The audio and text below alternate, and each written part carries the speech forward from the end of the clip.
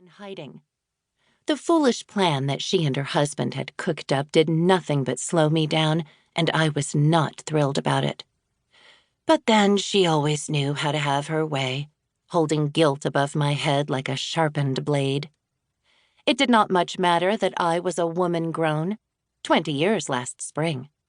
She would hold me enthralled until my debt was settled, and should I fail to satisfy, she would surely feed me to the wolves.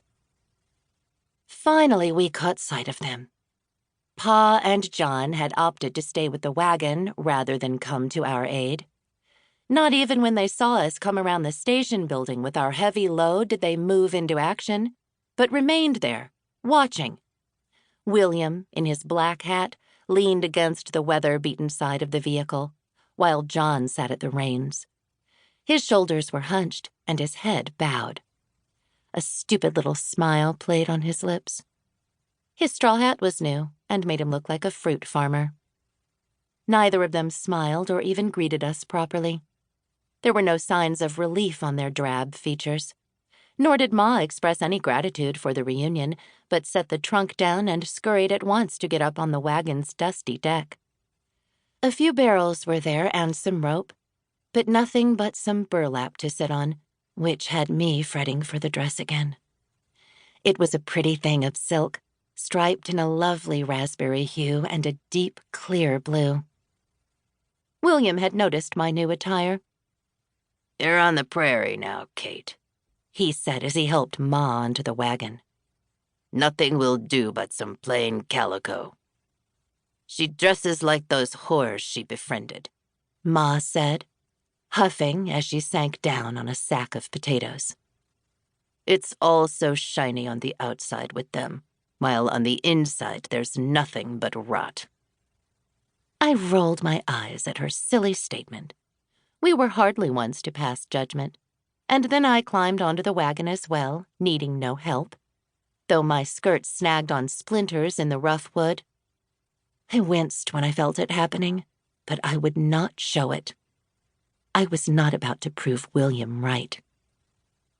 Our journey thus far had been long and trying, and the rest of it promised to be just as bad. Ma and I had suffered hours upon hours in a cramped, hot train carriage, surrounded by gaunt and tired faces. The air had reeked of smoke, sweat, and a hint of manure, and not even the sweetness of the apples Ma had brought for us had been able to chase the foul taste of defeat from my mouth. "Stop sulking, Kate," Ma had said when I put my fruit away. "You'll feel better once we are settled in our new home." "I know what to expect," I replied, speaking in German like her. "More toil, that is what." I refused to be anything but honest. "More delays and regret." "Well, we would not be in this predicament if it hadn't been for you." She spoke in a cool and even voice, even as her gaze wandered restlessly around us, taking in every face.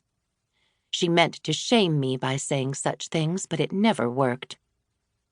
"I had nothing to do with them," I said, thinking of the Vandals, of course.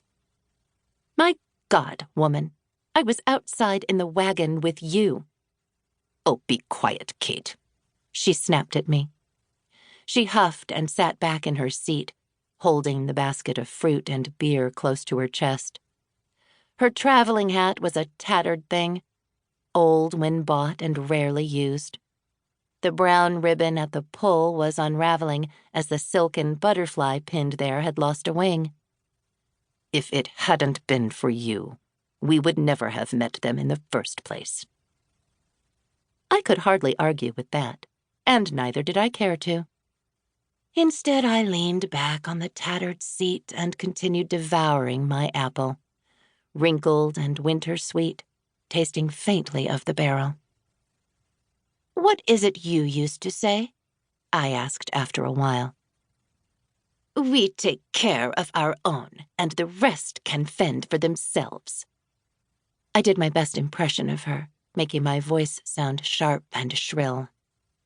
"I honestly don't see why you're so concerned with what happened to the Vandals." Masa.